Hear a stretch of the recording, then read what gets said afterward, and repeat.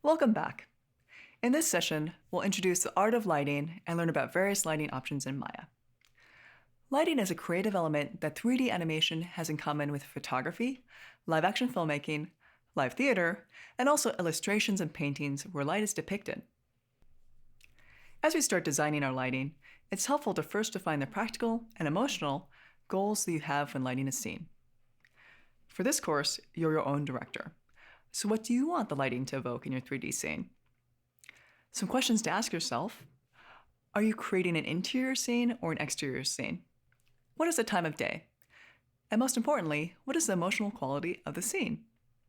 Once you know these answers, you can explore ways that lighting can support and enhance the emotional impact of the scene itself. What are the sources of light in your scene? Where are they coming from, and what is the quality of the light? It's important to keep these creative considerations in mind, even as we learn new software tools, so that we'll be able to use them effectively. Now let's open up Maya and learn about the various options to design our lighting in 3D. In this session, we're going to learn how to create lights in Maya. I've set up some primitives here so that we can see the effect of the lighting on them. And the first thing we have to do is to turn off default lighting. What we're looking at right now is the default lighting that Maya provides, which is just kind of evenly lighting the scene so that we can see what's in the scene itself. We can turn that off by clicking on, in our camera view, this word lighting. Underneath this, there's various lighting options. Instead of use default lighting, why don't we choose use all lights? Now you can see that everything goes black because we have no lights in the scene. So let's go ahead and create some lights. To do so, we can go to create lights. And there's a bunch of different options here. Let's first do an ambient light. The ambient light is light that's everywhere in the scene. So it sets kind of the base level of lighting that we have in the scene. Because in a lot of cases, in your scene, you won't ever have a complete black color with no light. Usually it'll be a dark gray or something like that. So an ambient light is used for that purpose to set just the overall level of the light in the scene. So it created a new ambient light in my outliner that I can see in this left outliner window. And when I click on that, I can access various options here in my channel box, which is in the right-hand column here. You'll notice that in my actual camera view, it doesn't look very good because everything's just kind of an off-white color. So to be able to preview this properly, we have to do a one-frame render. In the rendering process, the lights are much more described. To do that, we can click on this icon on the top of the menu here. That's called Render Current Frame. It sort of looks like a film clapboard, and so we can click on this one. Now we can see a one-frame render of our scene with one ambient light in the scene. So I'll go ahead and turn that off. If we look at our various settings here, we can change the color of the ambient light, the intensity, which is the brightness of it, and we can also turn shadows on or off and adjust the shadow color. So I'll click on intensity, and I'm just going to lower this a bit because I don't want it to be quite so bright. So I'll lower it to right about here. So this will be the base level of light in the scene, so any shadows would be about this dark. Okay, now let's go ahead and create another light that can give us more actual sense of direction of where the light is coming from. You can go to Create, Lights, and let's choose a directional light. These are created at the origin by default. So I have my light here at the origin. Now I can actually see more the shapes of things in my scene because I have a light that's coming from a certain direction. And I can see that direction by looking at the arrows on the light itself. So I can rotate this and point it at my objects in the scene. And you can notice how that changes the effect of the lighting interactively. Now I can do a quick one-frame render by clicking this icon here. And now I'm seeing, okay, there's more of a sense of form of the different objects I have in my scene. If you look at our channel box, again, we have many of the same options that the ambient light had. And so we can adjust the color of the light, the intensity or brightness, and we can also turn shadows on or off. So right now, shadows are turned on. Let's take a look at our one-frame render. We don't see any shadows. Now, why is that? That's because when we click on the button to do a one-frame render, Maya accesses our render settings, and by default, shadows are not turned on in the render settings. So in order to see shadows, let's go ahead and start learning about the render settings window. To access that window, we can change from the animation module, where we've been, to the rendering module. So I changed that in the upper left-hand corner. So now we're in the rendering menu set. Then I can click on render and go to render settings. And we'll cover this in more detail in the next session, which will cover rendering. But for now, we just want to turn on the shadows. Here is our render settings window. So as we can see here, there's a bunch of different information that we can add. But to turn on shadows, we need to go to the Maya software tab.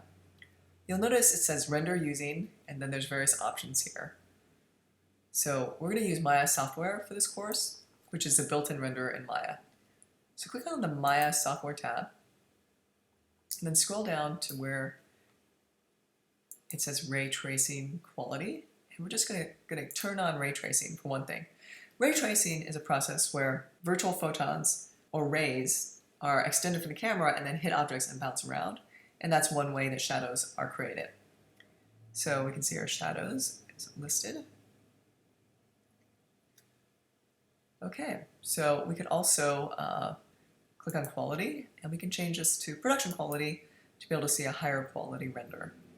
So that was under quality. We change it to production quality. All right, now we can see if our shadows will appear. And it's going to take quite a bit more time now to render out the single frame. Yes, we do have shadows. Good. And the reason why we have shadows is because this light actually has shadows turned on. So if we had light sources that we didn't want to have using shadows, we could just change this to off. We can adjust the shadow color right here where it says shadow color R, G, and B, the three values that make up any color. You'll notice that there's another line item that says use depth map shadows. So ray trace shadows and depth map shadows are the two types of shadows you have available to you. Depth map shadows are more of an approximation. They're based on just the depth of objects and lights from the camera, without actually having virtual rays shooting out from the camera to project around the scene. So they're much faster to actually produce, however the quality is lower. So we can change this to on, and just to see the difference between ray tracing and depth map shadows, I can change this to on. When I do that, you'll notice that ray trace shadows turns off, because you can only have one or the other, not both. I simply typed in the letters ON to turn it on. So it's that simple. Now we can do a one-frame render to see how that looks. You'll notice it's much faster, but also the quality of the shadows is a lot worse. So you only use depth map shadows for draft purposes, not for a final output. Okay, so I'm going to go ahead and turn this off. And now I'll turn my ray trace shadows back on. So instead of typing in an R, G, and B value here, I can also access the color picker through the attribute window. And the attribute window is this icon in the upper right-hand corner here. When I click on that, my attribute editor turns up. And here I can actually adjust the color of the light and the shadow color as well as the intensity. So there's some repetition of what's in the attribute editor and the channel box. I could also change the type of light. If I decided I didn't want a directional light, I wanted a spotlight instead, this is where I could change that.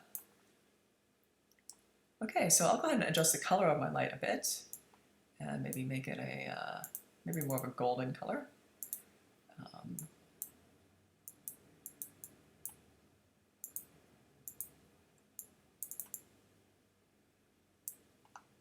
And then also the intensity, I'll turn that up a bit. And then I'll give it a cool shadow, so a warm color for the light, and then a cool color for the shadow.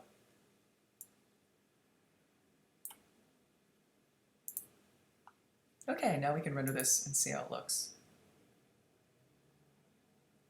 So you'll notice now the light has a yellowish cast to it, and then the shadows have a bluish tint to them. So, and this obviously also colors the objects. So the actual color of your objects in a scene depends on both the surface materials and the color and textures you apply to them, and also on the lighting. because any type of lighting will affect the color of the objects in the scene. Okay, so let's take a look at another type of light. We can go to Create, Lights, and let's access a point light. So point light is more like a light bulb. It emanates from a point. And we have the similar types of settings here, the color, intensity, shadows on and off.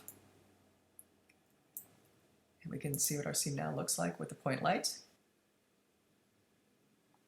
So again, a point light is very similar to the effect of a light bulb. So we can also create lights by clicking on the Rendering tab in our shelf and accessing the various Creating Lights icons in the first part of the rendering shelf. We have the ambient light, directional light, point light, and spotlight, as well as the other two that we haven't covered yet. Let's go ahead and pick a spotlight next. So spotlight is exactly as it sounds. It's a cone of light. And the nice thing about this is that you have a lot of control over how it's going to actually be shining on your objects. So I can rotate it. It's similar to, say, lights in a theater or on a film set in the amount of control that you have. I can render that to see how that looks. Okay, so we're just adding more lights to our scene just to see what they do. Now we can select another type of light, which is the volume light. So we have 6 different types of lights.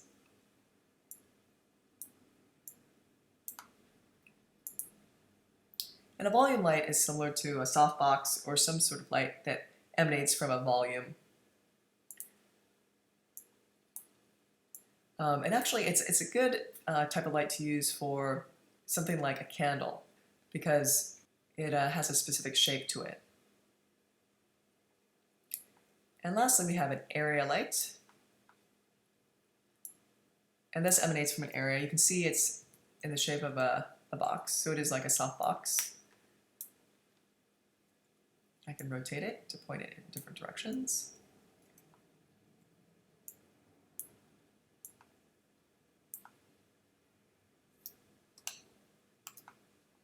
I can do a quick one-frame render to see how that looks. Okay, so now with all these various types of lights, we can see how different surfaces are being lit up, and also how we have some highlights happening, and also a range of shadows. So in practice, you would probably turn off shadows on some of the lights so that they don't cast multiple shadows. It can be very distracting to have a ton of shadows in your scene. So this was a quick overview of the different types of lights that we have in Maya. And in the next session, we're going to look at designing our lights for what's called 3-point lighting, which is a very commonly used lighting setup. So I will see you in the next video.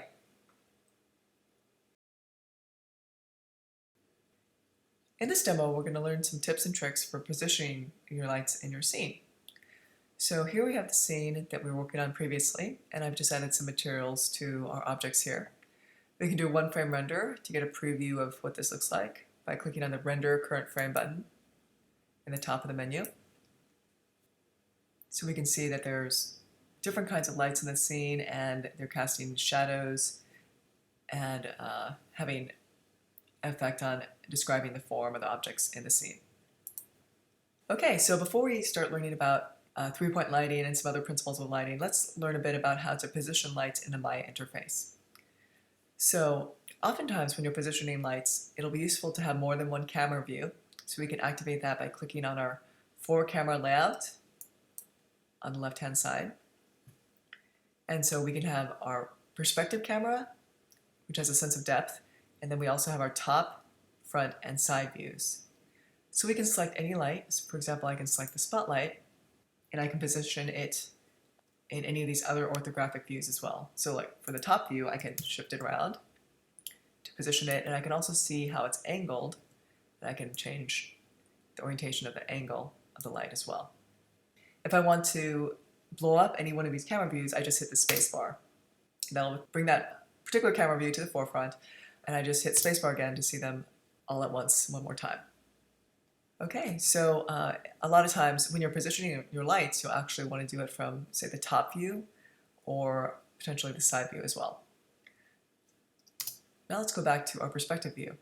Another useful tip for positioning lights is if you select a light and then hit T on your keyboard, it will provide a target so that if you want to have your light actually aiming at a particular object, you can move the target as well as moving the light itself. So again, to activate that, you select the light and then hit T to create the target tool for positioning your lights. Now let's go back to our 4-panel view. Another useful way that you can position your lights is to look through the light so you can actually see what the light is casting onto. To do that, you select a light. So currently I have the spotlight selected, and then you go to Panels, and you go to Look Through Selected. Now I can see in the circle, that is the area that the light is actually illuminating. And I can move the light back and forth. You can see how interactively I can move closer or further away within this camera view because I'm looking through this light, and as I'm adjusting the view from this light, I can also see that I'm dynamically moving it in my scene as well. So this is one more way where you can position your lights more intuitively.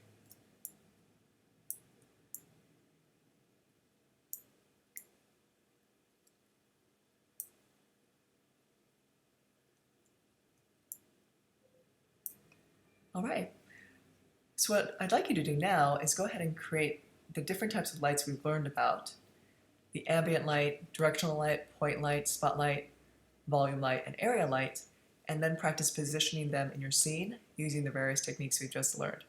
So you can translate and rotate them in your different views. I can change this back to my top view.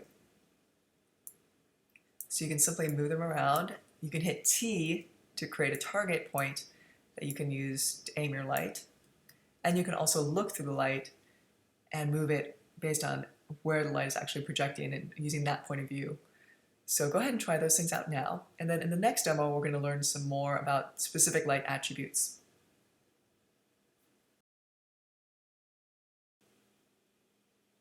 In this demo, we're going to take a look at more detailed aspects of a light's attributes. So here I've modeled a simple checkerboard and chess piece. And I put a checkerboard texture on the flat plane on the bottom of this scene, and then added a marble texture to my chess piece. And currently, in my camera view, which is this view right here, I don't have lights showing because under lighting, it's just using default lighting. Use default lighting is checked. And then my other views here are my top view and my side view. And in this view, I do have one light in the scene, which is currently not being shown. But this is a view from that light looking through it. So to see my lighting, I'm going to click on the lighting options in my window and say Use All Lights. So instead of the default lighting, it will show lighting from the lights that I have in the scene. And I already set up this spotlight in order to be able to get into the light attributes more quickly. So the spotlight, it's a default spotlight. I have positioned it to the side of my object and slightly in front and slightly above the object as well. And you can see it's casting light towards the object. Now if I click on my light, in my channel box, which is this area on the right, I can see various options for that. If the channel box is not appearing, if you don't see the tab channel box, you can click on the far right icon in the upper right hand corner. This will toggle your channel box on and off.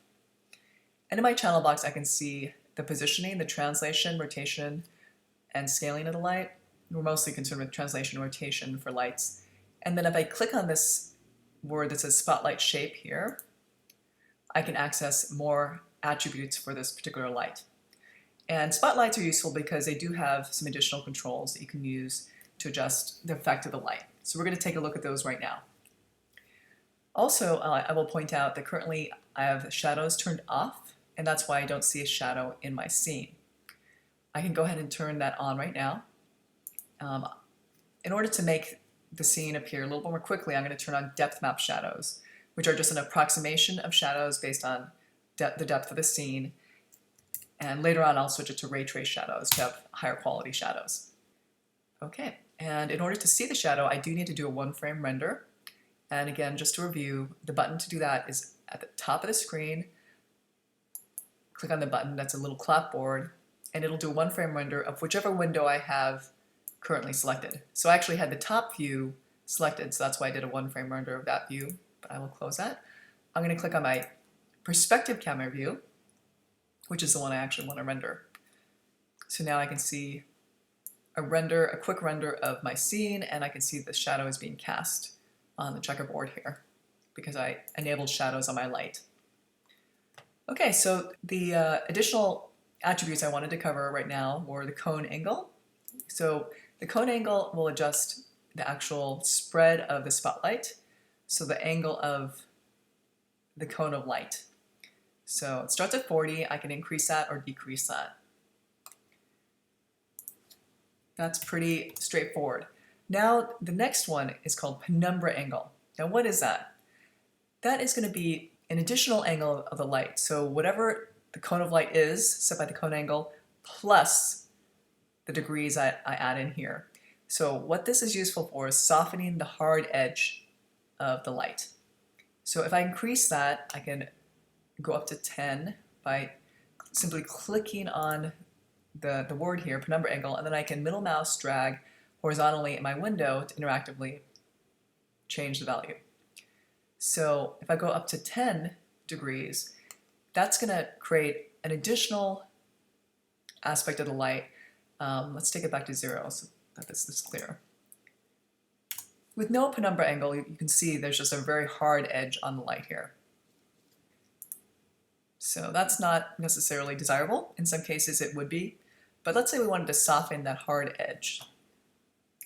Then we can add a penumbra angle, and what this will do is it'll add additional degrees to the outer side of this edge, and it'll fall off to 0. So it'll go from this edge, continue the light, but then falling off to 0. So let's say I increase this to 10. So now the actual area of the light, the angle of it has been increased to 50 degrees or 10 degrees additional, but it's dropping off to 0, so there's a nice sort of gradual drop off to the edge here. And if I render that, it'll be even more clear. So there's kind of a softening of the edge, which gets rid of that really hard edge, and it's desirable in many cases. If I go to the negative values, it'll soften it inwards towards the center. So it's bringing the edge of the light inwards, and it's also softening that edge as well. Okay, so that's the penumbra angle. So you can activate the penumbra angle when you want to soften the outer edge of your spotlight. Let's take a look at drop-off. So drop-off affects the actual softening of the light from the center of the light source. So if I increase this, now I can see that from the center it's gradually softening to the edge. And this value can be increased until it goes all the way to black on the edge. Okay, so you can see that from the center, it then will soften to the edge until it goes completely to black. So that's the difference between these two items. Penumbra angle affects the outer edge, so the intensity of the light is consistent until it hits that outer edge, and then it'll drop off from there. So it adds a little bit more light around the edge, but adds a drop off to black. And then the actual word drop off affects from the center of the light to the edge. So if I increase this, now the inner part of the light will be softening to the outer edge. And the higher the value, the greater the drop off will be. Okay, so now you can see the light has been softened to a great degree.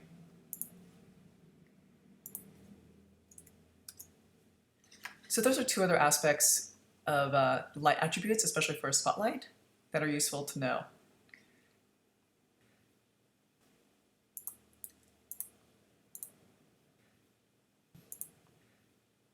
So now what I would like you to do is delve into some of the other attributes of your lights, adjust the cone angle and the penumbra angle and drop off of spotlights.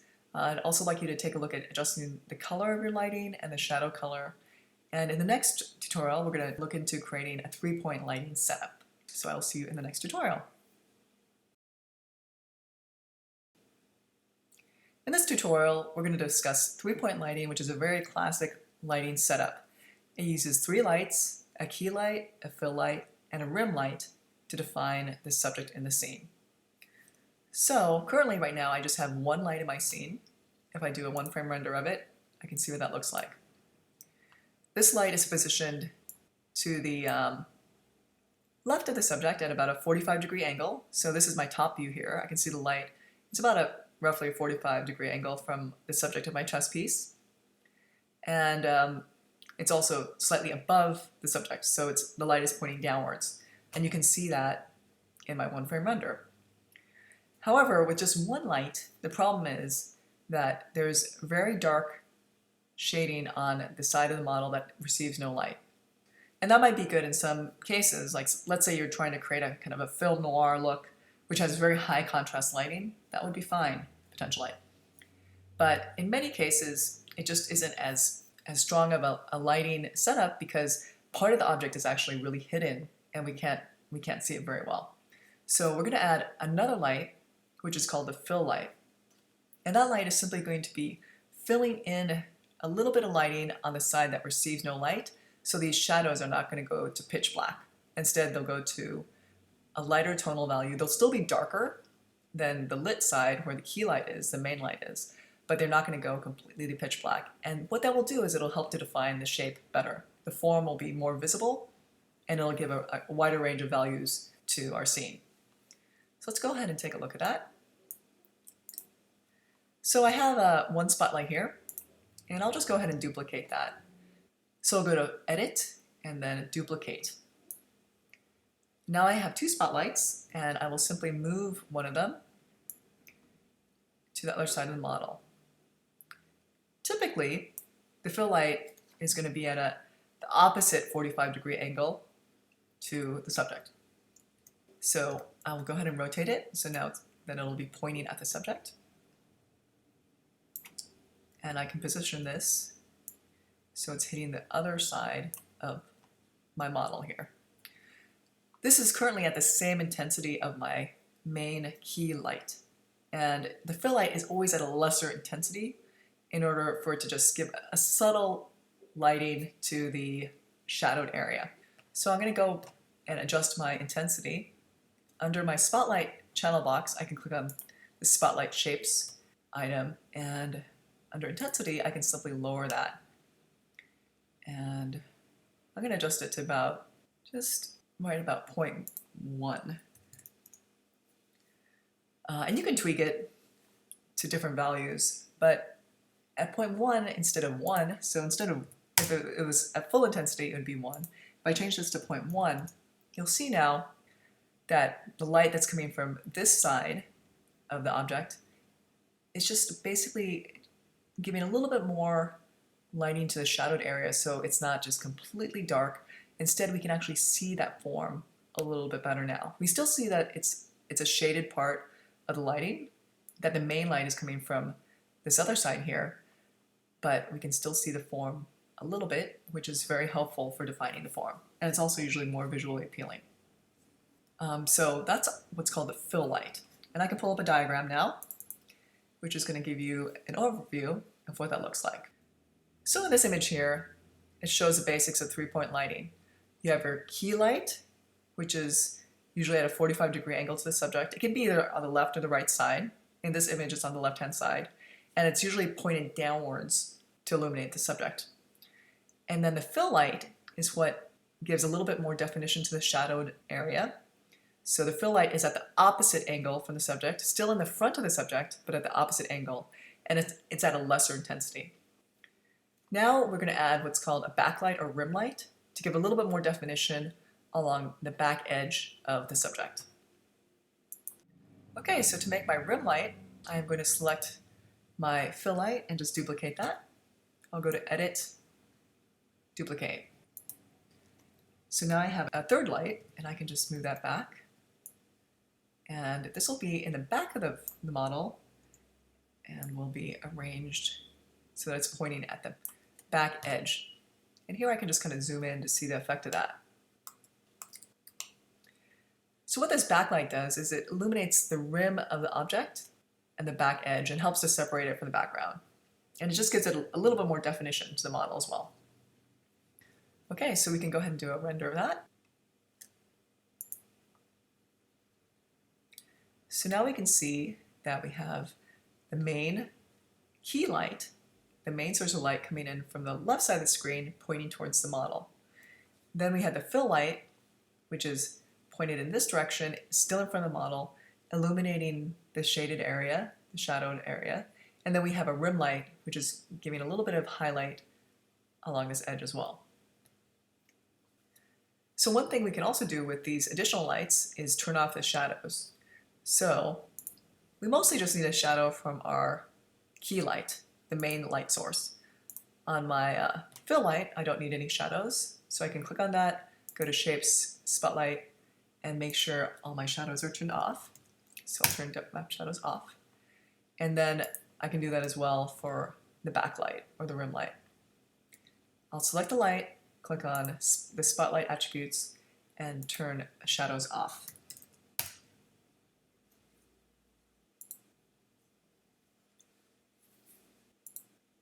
So that's the basics of three-point lighting. You have a key light, which is the main light source, then a fill light, which gives a little bit of lighting to the darker area of the model to help define it better, and then a rim light, which helps to illuminate the back side of the model as well. Go ahead and try this out in your own scenes, and in the next tutorial, we're going to learn about some other tips and tricks for lighting.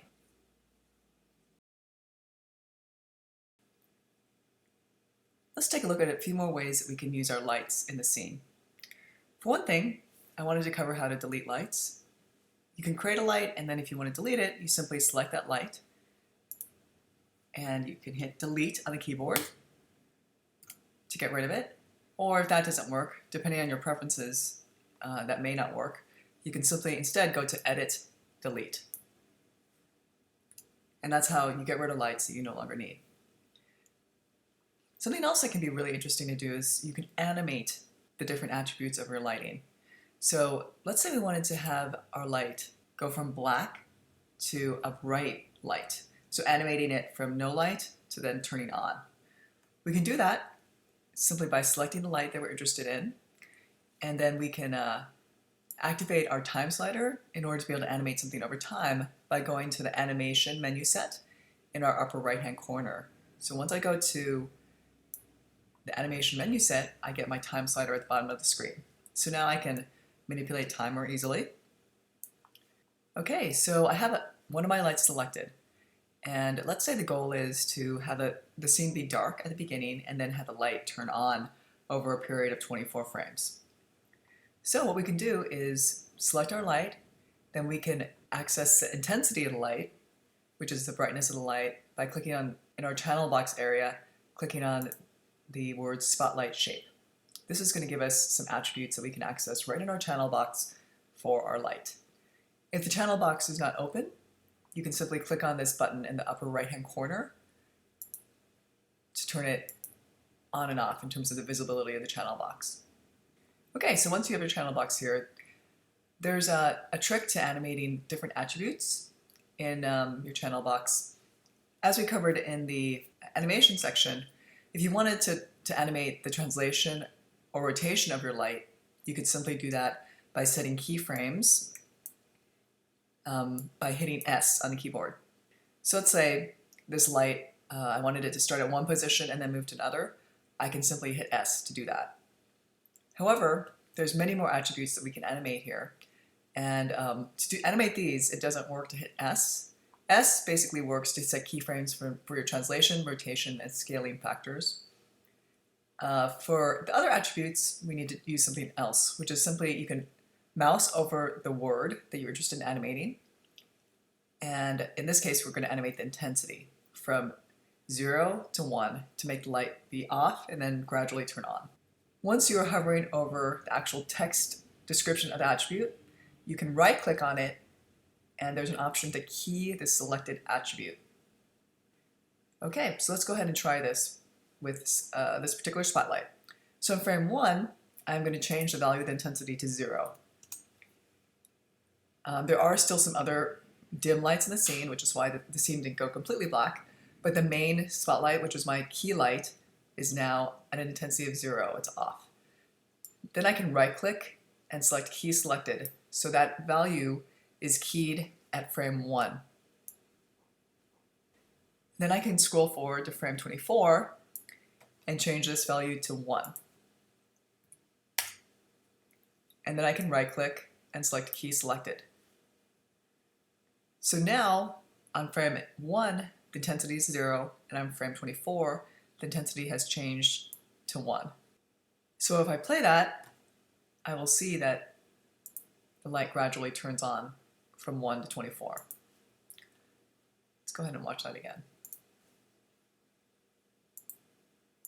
And I can also scrub in between here to see the effect of that.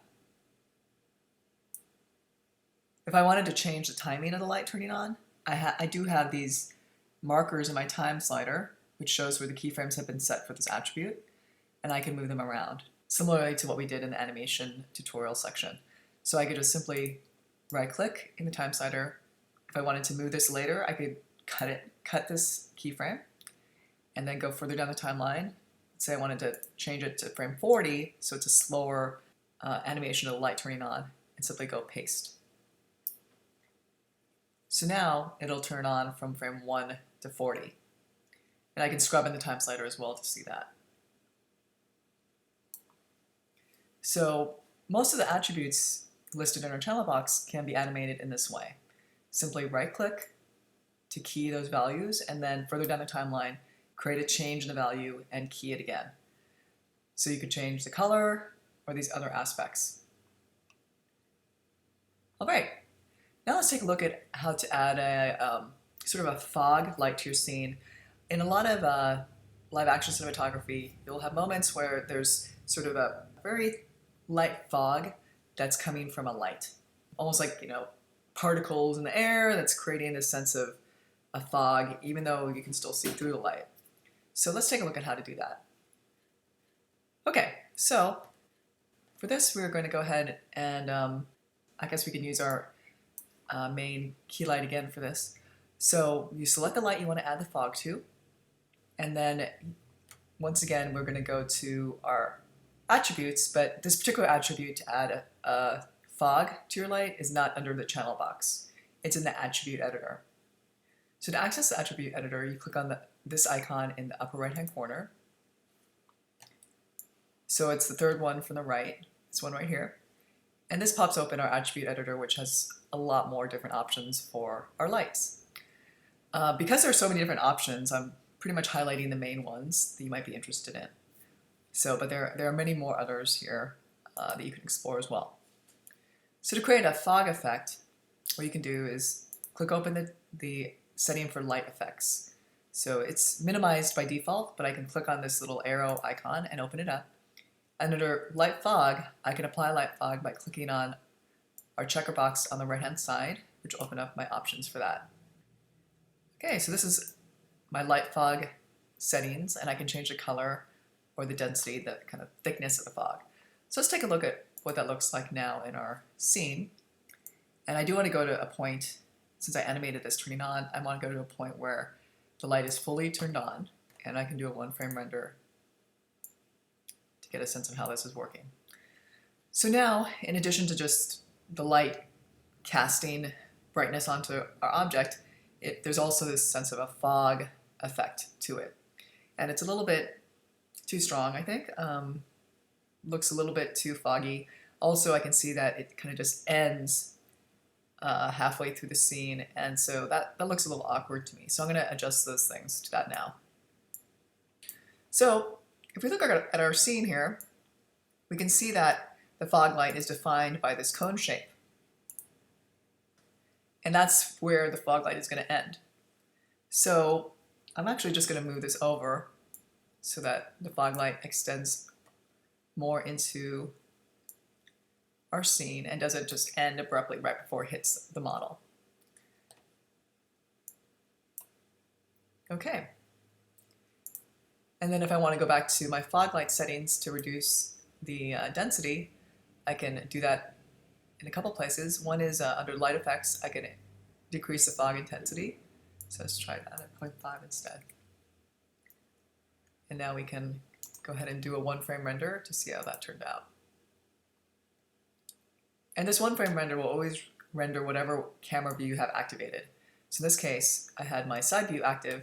I'm going to click on my perspective camera to then render that out instead. Okay, so this is looking much better, and the actual intensity of the fog is much less as well. So it looks a little bit more natural, kind of simulating the effect of sunlight shining into a room, and there's particles in the air that catch the light. Okay, you can also combine lights without fog and lights that have a fog effect on them to adjust the intensity of the light as well. So don't be afraid to use more than one light to accomplish these kinds of effects. If that was sunlight, I'd probably give a more yellowish tint to the light rather than having it just be pure white. All right, so now let's talk about how to add glows to a scene, just in case that's something you might want to do. So there's two ways to add glows. One is to add a glow to a light, and the other way is to add a glow to a material on an object. So first, let's see how to add a glow to a light. So I'm going to create a new light here. I'm going to go ahead and create a point light. So create point light. A glow can be applied to other lights too, but in this case, I just want to create a ball that's kind of glowing. So point light is useful for that because it's a light that is based around a small spherical shape. So to add a glow to this light, what I will do again is to go to my attributes. So I'm going to click on this icon that's a third from the right. This will open up my attribute editor.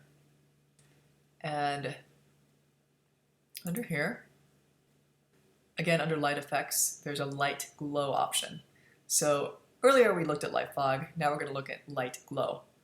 And to apply that, I'll click on the checker box here to open up my options for that particular setting. So now we have different types of glow types and halo types. So for the glow type, these are different ways that the glow can be expressed, and I'm going to go ahead and select the ball glow type, and I can determine how much of a halo there's going to be as well. So in the printed resources for this session, I'll have a link to a website that describes these different options. For now, what I'll do is I'll go ahead and just select a halo type that's linear. So the halo will start off with the ball and then drop off linearly. Okay, so let's go ahead and do a render of that. So now you can see this is the light that I had the glow applied to, and it's in the scene, and there's a little bit of a halo around it. Okay, so you can also do further adjustments. You can have different points in a star around it. If I wanted to, I could create a lens flare effect. That tends to be a little bit overdone, so you want to be cautious about using that, just because it has become a sort of a cliche. So I'm going to go ahead and delete that because we don't need to have this huge glow in the scene. In one of the student examples where there was a story with two bouncing balls and there was a Christmas tree in the background, those Christmas tree lights were glowing. And that was achieved by applying a glow to an object. So each one of those small balls had a material on them that had a glow applied. So let's learn that method for creating a glow. So to do that, we're going to create a model. We can just create a simple polygon sphere. And I'm going to scale this down because it's a little large. So I'm just hitting R, the hotkey on the keyboard for scaling. And I'm going to position it so it's in front of my light source. Okay, so I'm going to apply material to this object by right-clicking on the object and going to Assign New Material. Now I'm going to apply either a blend or a fog material in order to access the glow special effect. I'll go ahead and try blend. And here I can adjust the color. Maybe a more reddish color would be more interesting. And then for the glow effect, we access that under Special Effects. So you can just scroll down a bit and you'll see the word Special Effects. I'll click that to enable this option, or just to be able to see the settings here. Again, there's just many settings, and I'm going to be highlighting the main ones in this class. So here we have the glow intensity. We can increase that. And now we can see how that looks in our scene. So once we've added the glow, we can do a one-frame render to see how that looks. So you can see that now this model has, in addition to material, an actual glow effect around it. There's an option here to hide the source, so that will make the actual object invisible, and we'll just have the glow left, so you can see how that looks as well. Okay, so that's another option for adding a glow to your scene. So that is something where a material is actually projecting a glow or some sort of light into your scene. And materials and shaders and lighting are very closely interconnected in creating your scene and the lighting of the scene. So let's take a look at some other aspects of shaders while we're on that topic. Okay, so shaders refers to the actual, it's a type of material that's applied to your objects. And some shaders have interactive settings on them. So let's take a look at some of those. All right, so the first one we're going to look at is we could apply effect of a mountain onto an object. And I'll go ahead and just duplicate this plane here by selecting it and saying Edit, Duplicate. And now I'm just going to lift it up a little bit so it's above a pre-existing one. And I'm going to assign a new material to this to take a look at the mountain shader. This is a procedural shader, meaning that it's not a bitmap image. Instead, the look of it is defined by different parameters that are implemented programmatically. So a graphics programmer set up this shader for us to be able to use. Okay, so to access this particular shader, I'm going to right-click, go to Assign New Material, and I'll go ahead and make this a Lambert material, and then on top of that, I'll add the shader. So on the color line here, I can click on my checker box, and here there's a lot of different options. We can, of course, go to File if we wanted to apply bitmap texture, but instead I'm going to click on the option for mountain. So now I have this texture applied, and I can adjust things like the rock color, the snow color, and the snow roughness, the rock roughness, these different settings to adjust this. And one of the student examples where the two balls were climbing up a mountain used this shader to create the effect of the mountainside. Okay, so this will change interactively as you adjust these different elements.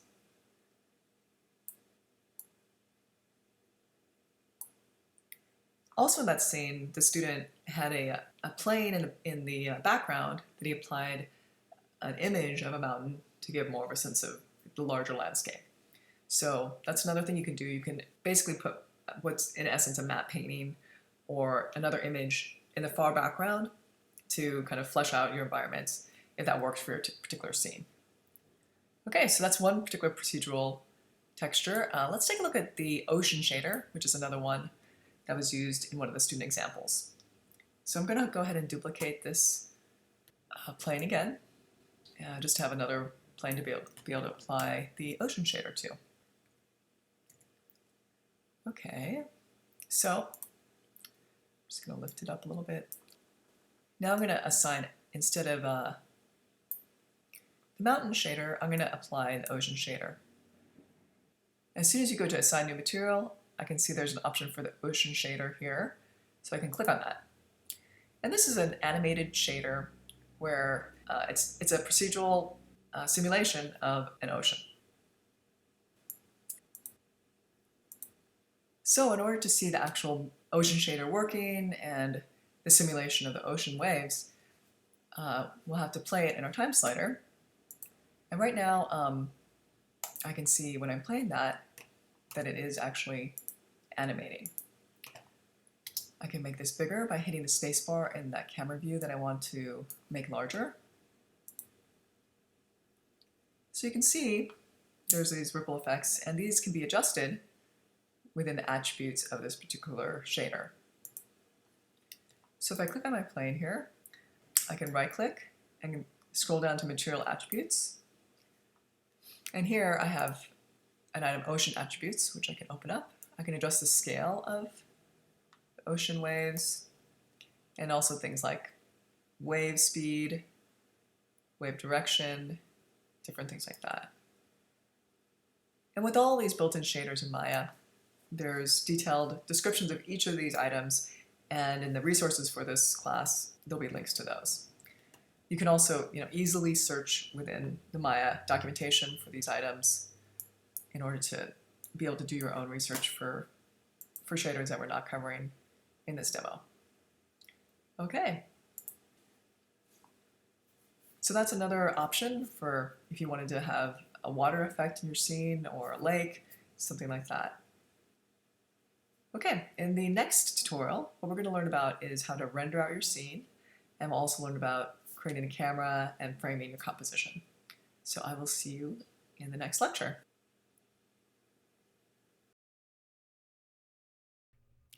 In this session, we've introduced the art of lighting and the lighting tools in Maya. Now it's time to apply what we've learned to the final assignment, which is a 3D scene of your own creation. This lighting assignment includes both written and visual components. Before you start lighting your scene, write up a description of the art direction for your lighting. This should be at least 100 words and submitted as part of the assignment. Lighting considerations can include many things, such as, is it an interior or an exterior scene? What is the time of day? And more creatively, what's the mood or emotion you're striving to create with your lighting? If you have visual references for the look you're aiming for, you can upload those as well. The second part of this lighting assignment is to submit a one-frame render of your Maya scene showing how you've achieved your lighting goals. Also for this session, we'll introduce a peer critique assignment. Look through the work of your peers and submit a 50+ word critique of one of the assignments. In this critique, discuss your impressions of the scene, mention what's working well, and also provide suggestions for improvement. So you'll need to design, model, texture, and then light your scene to complete the main assignment. Remember, the clearer you can be about your lighting, the easier it will be to set up the lights in Maya itself. You can start with an ambient light, the base level of light in the scene, and then build from there. In the next and final session, we'll cover how to output your work from Maya by creating a high-quality render of your 3D scene. The end result will be a high-quality movie file that showcases your 3D work in this course. I look forward to seeing your scenes come together.